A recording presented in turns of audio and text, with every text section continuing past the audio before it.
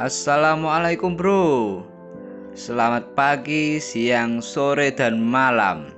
Kalian tinggal pilih saat kalian menonton video ini. Kali ini aku akan menceritakan sebuah film yang berjudul Surrogate. Film ini menceritakan berlatar di masa depan saat dunia dipenuhi dengan robot yang disebut surrogates. Surrogates adalah sebuah robot berteknologi tinggi yang bisa dikendalikan dari jarak jauh untuk melakukan apa saja. Dengan memiliki surrogates, manusia bisa merasakan aktivitas di luar tanpa perlu takut akan terluka, tertular penyakit ataupun ancaman bahaya. Pencipta surrogate itu bernama Dr. Lionel Cantor yang awalnya menciptakan surrogates untuk membantu penyandang disabilitas agar bisa merasakan menjadi manusia normal. Dan karena semakin banyaknya perangkat yang diproduksi, lama-lama surrogates itu malah digunakan banyak orang. Mereka menggunakan surrogate sendiri untuk pergi keluar rumah dan melakukan aktivitas lain tanpa harus pergi secara fisik. Selain itu, manusia juga bisa memilih tampilan sesuka hati tanpa harus operasi plastik. Hanya dalam waktu 7 tahun setelah penemuan surrogates itu, perusahaan terbesar yang bernama VSI mengumumkan bahwa saat itu 98% populasi manusia telah menggunakan surrogates di kehidupannya. Dan karena pengguna surrogates yang sangat tinggi, kriminal pun menurun pesat terendah. Meskipun begitu, tak semua orang menyukai surrogates.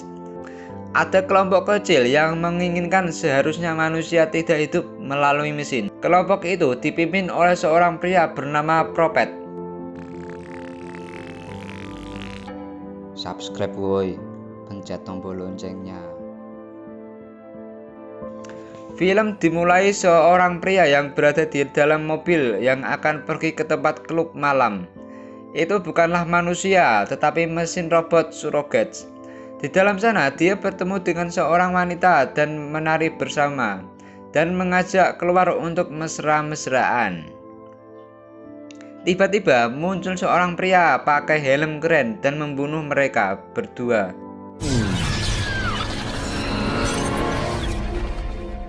Ketika polisi tiba, mereka menemukan chip yang ada di dalam surrogates pria telah rusak, sehingga tak bisa menemukan identitas aslinya. Beruntungnya, chip milik wanita itu masih normal. Yang diketahui, pemilik surrogate itu terdaftar dengan nama Cameron. Selanjutnya, dua agen FBI yang bernama Jennifer dan Tom Greer kemudian mendatangi rumah dari Cameron. Tapi sampai di sana, mereka menemukan Cameron yang sebenarnya adalah pria tua bangka yang juga tewas di atas penghubung surrogates. Melihat itu, para agen pun terkejut, karena kejadian itu adalah kasus pembunuhan pertama setelah bertahun-tahun. Tom pun kemudian pulang ke rumah. Sampai di rumah, Tom mengambilkan segelas air untuk dirinya yang asli, yang rupanya agak lumayan tua. Setelah meletakkan surrogates, Tom keluar kamar untuk menemui istrinya, yaitu Maggie. Aslinya Tom sudah sangat lama tak bertemu dengan istrinya secara langsung, dan selalu mengobrol dengan surrogates Maggie. Tom juga berusaha mengajak berlibur secara fisik, tetapi Maggie menolak karena dia lebih menyukai menggunakan surrogates melakukan apapun di luar rumah. Scene berpindah di sebuah tempat. Ada dua orang menemukan teman mereka bernama Jared Carter telah tewas di dalam kamarnya saat berada di atas perangkat terhubung surrogates. Sementara itu, di kantor FBI sedang berdiskusi soal kasus tersebut. Beberapa dari mereka menduga perangkat terhubung surrogates bisa membunuh penggunanya saat surrogate dibunuh. Akan tetapi, masih dianggap tak mungkin karena sang pengguna seharusnya tak bisa merasakan apa yang dirasakan surrogates. Mereka juga baru mengetahui bahwa Jared Carter ternyata adalah anak dari penemu surrogates, yaitu Dr. Lionel Carter. Jennifer dan Tom pun segera pergi menemui Dr. Carter untuk bertemu dengan surrogatesnya. Di sana mereka mengetahui bahwa Dr. Carter memiliki banyak surrogates. Sebenarnya itu adalah ilegal, tetapi mereka mengabaikan karena dia sang penemunya. Saat obrolan mereka mengetahui bahwa Jared menggunakan salah satu surogat milik Dr. Carter saat dia dibunuh. Itu artinya sang pembunuh sedang menargetkan Dr. Carter. Setelah selesai, Jennifer dan Tom langsung pergi ke kantor pusat VSI untuk melakukan penyelidikan soal keamanan perangkat terhubung surogat.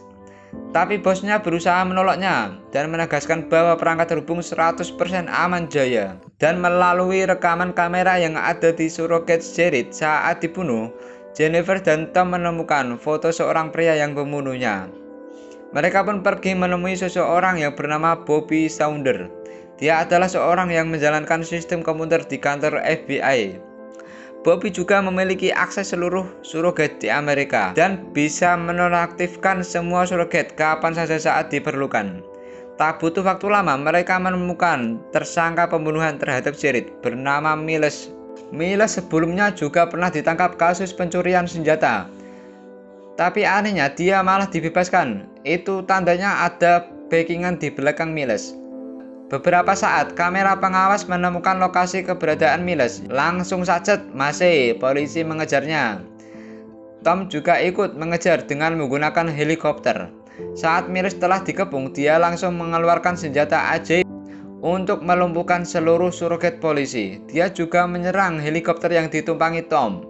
Seketika itu menyakiti tubuh Tom yang asli. Beruntungnya Tom langsung melepaskan perangkat terhubung sehingga dia tak jadi mati. Dan helikopternya pun jatuh ke area terlarang. Itu adalah area kelompok minoritas anti surogat. Karena tak mau kelolosan, Tom kembali memakai perangkat terhubungnya untuk mengejar Miles lagi. Tapi sayang, dalam perjalanan surogat milik Tom dicegat dan dilumpuhkan para kelompok anti surogat.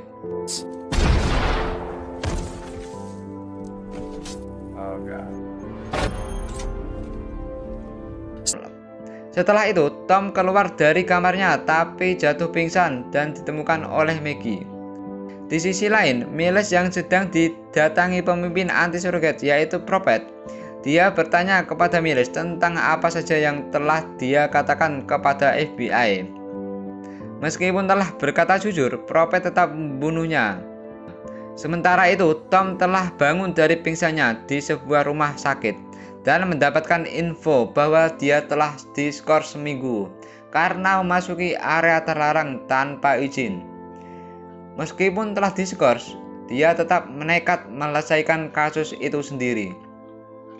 Dengan terpaksa, dia pergi keluar rumah tanpa menggunakan surogatnya. Dia kemudian pergi ke area terlarang untuk mencari tahu keberadaan Miles. Tetapi di sana telah melihat mayat Miles yang sedang dibakar. Di sana Tom sempat dijotosi oleh dua orang saat berusaha mendekati Prophet. Meskipun begitu, Tom sempat menanyakan keberadaan senjata yang dipakai Miles. Tetapi dia menjawab tak mengetahui senjata itu. Aslinya Prophet telah menyimpan senjata tersebut. Saat keluar dari area terlarang, Tom sedang ditunggu oleh seorang pemuda dan menawari tumpangan. Pemuda itu adalah salah satu surogat milik Dr. Carter. Di dalam perjalanan, Dr. Carter menyarankan lebih fokus dari mana asal senjata yang digunakan oleh Miles. Saat sampai di rumah, Tom melihat Maggie yang sedang berpesta bersama teman-temannya. Gak pakai lama, Tom langsung memukuli surogat pria yang sedang mengobrol dengan Maggie. Yang jelas cemburu lah. Itu membuat mereka bertengkar dan sedikit cekcok. Karena Tom juga menginginkan wujud asli dari Maggie. Sedangkan Maggie lebih bahagia jika menggunakan surogat.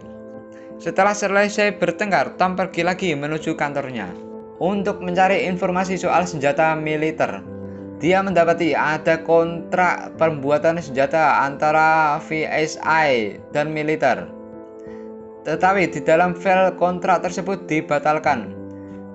Scene berpindah malam hari. Ada seorang pria yang sedang menyelinap ke rumah Jennifer dan membunuhnya. Pria tersebut mengambil alih kendali surogat Jennifer.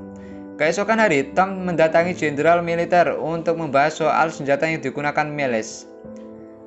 Jenderal itu memberitahu bahwa senjata itu disebut Overlord Device. Senjata militer yang mampu menyadap surogat dengan virus perangkat lunak yang rencananya akan diproduksi oleh VSI untuk keperluan perang. Tapi setelah mengetahui senjata itu bisa membunuh pengguna surrogate-nya, pihak VSI pun membatalkan kontrak dan berhenti memproduksi senjatanya. Walaupun VSI telah menghancurkan semua senjata yang diproduksi, tapi mereka menyisakan satu senjata yang disimpan untuk kepentingan media pertukaran informasi. Setelah Tom mengatakan kalau kelompok anti surrogate memiliki senjata itu, sang jenderal langsung bergerak saat masih. Di sisi lain terlihat Prophet sedang menyuruh anak buahnya untuk menyerahkan senjata itu kepada agen FBI yang bernama Jennifer. Di tempat lain, para militer melakukan serangan ke Prophet dan anak buahnya untuk mengambil kembali senjata overload device dari mereka. Tetapi mereka tak berhasil mendapatkan senjata tersebut. Di sini mereka terkejut. Ternyata selama ini Prophet sebenarnya adalah surrogate yang dikendalikan oleh Dr. Lionel Carter. Dia menyamar sebagai Prophet untuk menghentikan penggunaan penemuannya itu. Dan Dr. Carter juga telah mengambil alih surrogate milik Jennifer. Dr. Carter kemudian menggunakan surrogate Jennifer untuk memberitahu Tom bahwa Jared, putra dari Dr. Carter, terbunuh atas perintah dari bos VSI yang bernama Stone.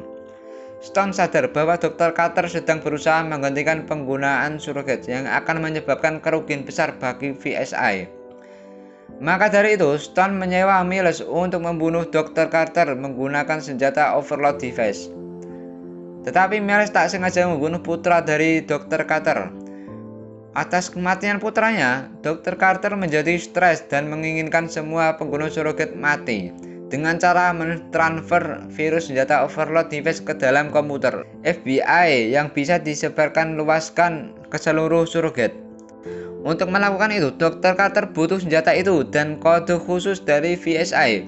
Kini Jennifer yang dikendalikan Dr. Carter telah memiliki senjata itu. Dia kemudian memberitahu Tom bahwa Stone ikut terlibat dalam pembunuhan Jared. Dan untuk meyakinkannya, dia meminta Tom untuk mengambil file dari komputer Stone lalu menyerahkan kepadanya. Tom pun segera menemui Stone dan langsung melumpuhkannya. Dia kemudian mengunduh semua file dan langsung cepat-cepat keluar. Akhirnya, kini Jennifer memiliki senjata dan kode yang dibutuhkan. Dia kemudian pergi ke tempat Bobby bersama Tom untuk menyebarkan virus ke seluruh surrogate melalui jaringan komputer. Di tengah perjalanan, Jennifer menghubungi seseorang dan mengatakan bahwa Tom mengalami kecelakaan. Saat itu juga mereka ditabrak mobil dari samping.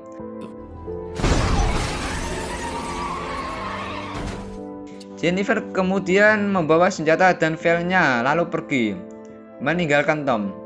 Tom yang telah mengetahui akar dari permasalahan itu, dia kemudian pergi mendatangi Dr. Carter.